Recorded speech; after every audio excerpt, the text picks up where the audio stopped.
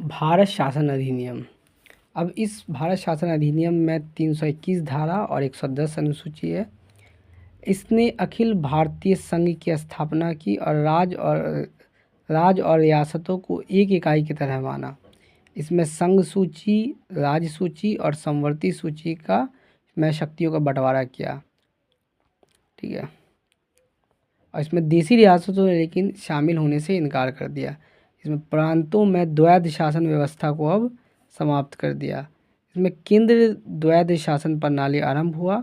केंद्र में वह द्वैध शासन प्रणाली होगा, लेकिन प्रांत में द्वैध शासन प्रणाली समाप्त हो गया। प्रावधान, इसमें 11 राज्यों में 6 द्विसदनीय व्यवस्था आरंभ हुआ है। तो यहाँ पे इम्पोर्टेंट है कि 11 राज्यों में भारत शासन अधिनियम 1935 में 11 राज्यों में 6 में द्विसदनीय व्यवस्था आरंभ हुआ। बंगाल में द्विसदनीय, बम्बई में, मद्रास में, बिहार में संयुक्त प्रांत और असम में द्विसदनीय व्यवस्था प्रारंभ हुआ। विधानसभा बनाई गई और इसने दलित वर्गों के लिए एक निश्चित संख्या में सीट को आरक्षित किया। दलित वर्गों के लिए इसने मताधिकार का विस्तार किया। लगभग 10% जनसंख्या को मत का अधिकार मिला।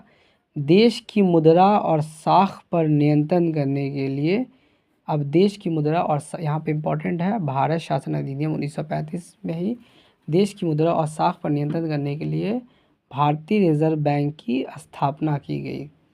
इसमें प्रांतीय सेवा आयोग का भी गठन किया गया।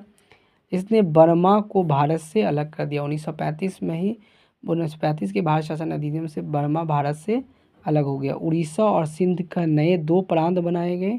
उड़ीसा और सिंध 2 नया प्रांत बनाया गया।